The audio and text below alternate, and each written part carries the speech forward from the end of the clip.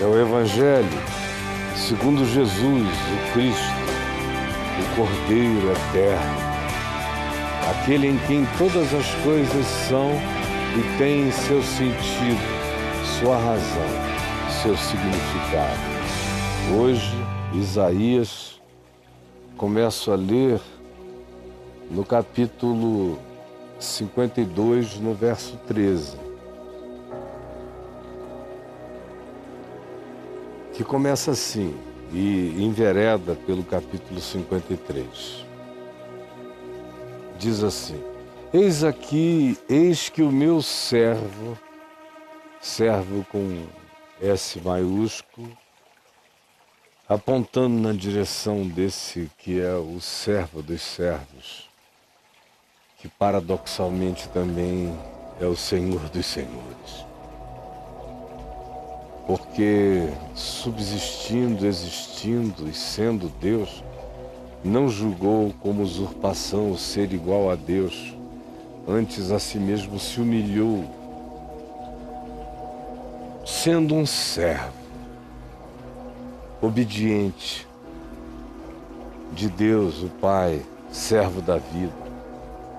Eis que o meu servo procederá com prudência, será exaltado e elevado e muito sublime. No entanto, apesar de ele ser quem ele é e de carregar essa sublimidade, muitos pasmaram, perplexificaram-se à vista dele, pois seu aspecto estava muito desfigurado.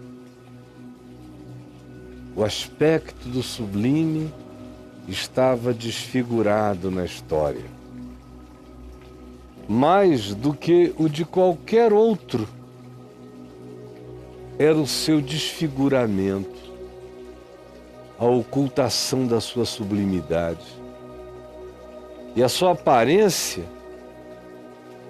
mais desfigurada do que a de outros filhos dos homens, do que a dos demais.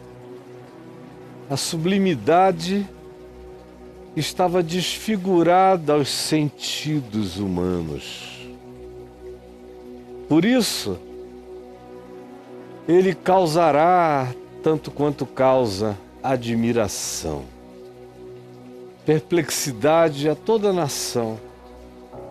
Algo estranho e profundo acerca dele, mas como diz o próprio profeta Isaías, há um véu cobrindo o entendimento das nações. Os reis fecharão as suas bocas por causa dele, porque aquilo que não lhes foi anunciado, subitamente perceberão. E aquilo que não ouviram, de repente entenderão. Porque uma revelação pode acontecer. E tirar o desfiguramento e revelar a sublimidade, que do contrário, nenhum olho pode ver. Daí se perguntar: quem creu em nossa pregação? Quem creu? Porque o sublime não foi discernido, não é discernido, não é percebido. Quem creu? Aí você diz: isso foi antes, naqueles dias, naquela geração, mas eu estou aqui, eu criei. Eu creio que Jesus é o servo desfigurado, é o servo sofredor. Eu pergunto: você creu mesmo? Ou você abraçou um pacote de doutrinas? Doutrinas bem elaboradas, doutrinas, por exemplo, da Reforma Protestante, da justificação pela graça, da salvação pela fé, de Cristo levando sobre si todos os pecados, ou quase todos, porque existem vertentes de doutrinas reformadas que dizem que Jesus morreu só pelos eleitos e não pelo mundo inteiro. É disso que você pensa que aqui se está falando? Não! Isso aí é a distração de vocês, meninos, brincando com legos teológicos e doutrinários. Garotos que não entenderam a visceralidade do significado de crer nesta pregação. Durante muitos séculos, os cristãos leem esse texto de Isaías 53 e acham que já sabem tudo. E se forem de linha protestante reformada, acham que entenderam mesmo tudo que havia para entender. Na realidade, esse não é um texto como nenhum outro texto da Escritura, apenas um texto para se entender. É também para se entender. Mas é, sobretudo, uma palavra para se viver, para se provar, para se experimentar. A minha vida valida ou não valida o significado dessa Escritura? Que só é validada se eu crer. Se eu não crer, eu só fico sabendo, sou informado. Posso até adquirir conhecimento textual, histórico, teológico para explicar para outros, para me tornar até sacerdote desse ensino, pastor, teólogo, professor, mas eu mesmo não crio na pregação. Porque o que se ensina é a convergência de todas as dores, de todos os males, de todas as angústias, de todos os pecados, para Jesus, que é esse que sobe como raiz de uma terra seca, sem aparência, sem formosura, que não agradou a ninguém, foi desprezado, rejeitado, que padeceu, que viveu em dores, de quem os homens se ocultam, escondem, evitam a conversa, escondem o rosto. Mas ele levou sobre si as nossas enfermidades, as minhas, as suas, nossas dores, enquanto nós o interpretávamos como um desgraçado, um Cristo miserável, aflito, ferido de Deus, oprimido, sem sabermos realmente o significado dele estar sendo traspassado pelas nossas transgressões e moído pelas nossas iniquidades. Sem sabermos o significado de que o castigo que pode me trazer paz que excede a todo entendimento, já estava sobre ele. E que pelas pisaduras, pelas feridas, pelas dores dele, não apenas as do corpo, mas as da alma e do espírito, pela convergência de tudo que é nosso para ele, toda a nossa miséria para ele, toda a nossa agonia para ele, nós nele podemos experimentar paz e sermos por ele e nele sarados. A maioria dos entendidos já pregou nesse texto milhões de vezes, já o organizou, já o ensinou. Você está lembrando do seu pastor, do seu padre, de você mesmo, por aí afora. É óbvio. É o tipo do texto que o cara diz, é esse aí? Bobinho. Não entende que quando se pergunta quem creu em nossa pregação, essa pergunta não é retórica. ela é afirmativa. Ela carrega uma negativa. Quem creu em nossa pregação evoca um ninguém. Antecipadamente ninguém creu. E a posteriori, depois de Jesus ter vindo, 800 anos após essa profecia ser dita por Isaías, e ter encarnado o servo sofredor de Deus, e levado sobre si todas as nossas mazelas, nossos desgarramentos, nossas iniquidades, nossas opressões, nossos juízos e juízos opressores contra nós, e que Ele levou sobre si também. Foi morto por causa da minha transgressão. Foi sepultado com perversos. Dependeu do rico para ser sepultado. Ele, que nunca fez injustiça nem dolo algum se achou em sua boca, acerca de quem se diz, todavia, apesar disso, ao Senhor agradou moê-lo, por mim, por você, pelas nossas transgressões, fazê-lo desprezado, rejeitado, abominado, sublime e alguém de quem não se quer aproximação.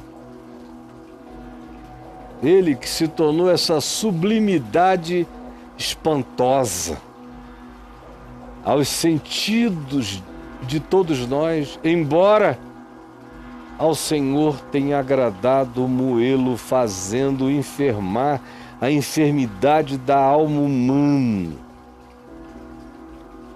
Quando Ele deu a sua alma como oferta pelo pecado, quando Ele se entregou dizendo: a minha vida ninguém a tira de mim, pelo contrário, eu espontaneamente a dou.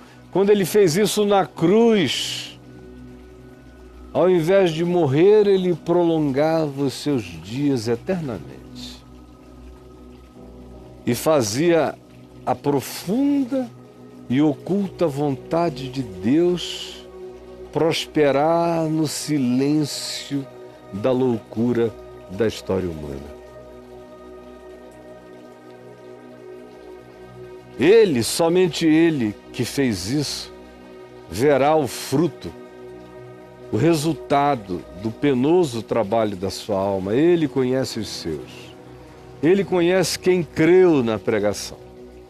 Só Ele conhece quem creu na pregação, quem entendeu a pregação, quem se apropriou da pregação como benefício para si próprio. Somente Ele verá, somente Ele tem o poder de saber quem creu na pregação. Por isso, Ele verá o fruto do penoso trabalho da sua alma e ficará satisfeito. Ele dirá: valeu a pena. Ele mesmo que disse: está pago, está consumado, dirá: está satisfeito. Sim, Ele, o servo, o justo, com o seu evangelho, com o seu ensino, com o seu conhecimento, com a sua palavra, dará entendimento de justificação pela fé. Há muitos se apropriarão do benefício desse conhecimento, dessa pregação, que não é uma doutrinação, é uma experiência em fé, é uma compreensão para a vida. Ele justificará muitos, os muitos que só Ele vê e conhece, que são os que creem na sua pregação, que não podem ser contados pelas estatísticas de nenhuma religião. Somente ele verá o fruto do penoso trabalho da sua alma e ficará satisfeito, porque ele, com o seu conhecimento, com a sua palavra, com o seu ensinamento de vida, de fé, de esperança e de amor, mesmo como sendo o único dogma daquele que agradou moê-lo, fazendo-o enfermar, que é o Senhor, ele mesmo é quem justifica. Ele que podia condenar, decidiu justificar, porque as iniquidades deles ele levou sobre si. É por isso que ele tem muitos que vão abrindo os olhos dia a dia, que vão se transformando em herança consciente desse amor de Deus em Cristo. É por isso que ele, o servo, o Cristo, nos tem como despojo, como o prêmio dessa luta, dessa guerra espiritual vencida com entrega, com amor, com doação, tomando o lugar do outro, aceitando o escárnio, o juízo, o julgamento, o preconceito, a interpretação das aparências, sendo rejeitado, desprezado, sendo um de quem os homens escondem o rosto.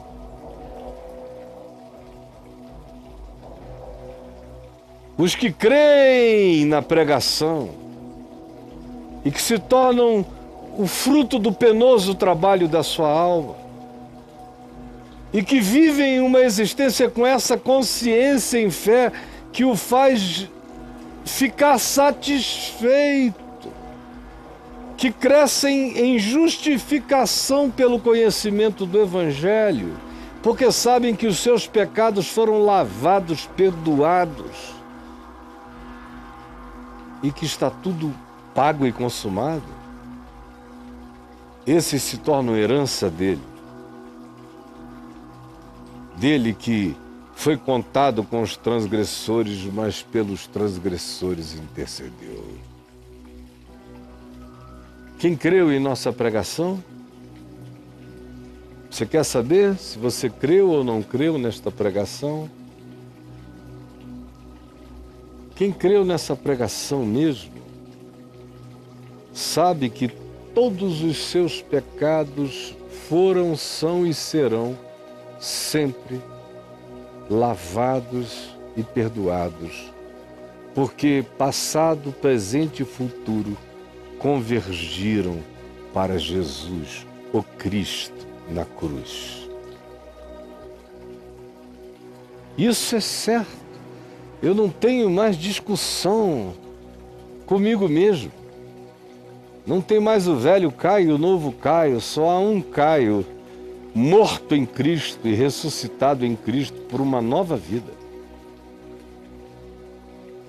Quem creu na pregação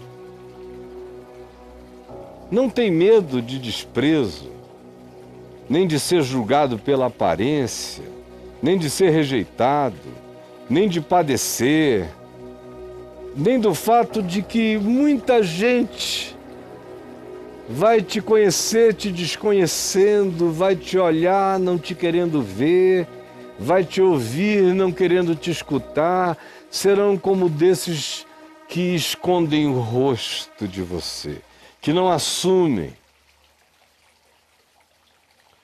que fazem de conta que não fazem caso.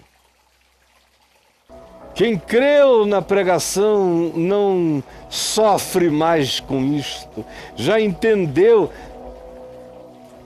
Como Jesus tomou o meu lugar, eu agora tenho o prazer de viver no lugar de Jesus neste mundo.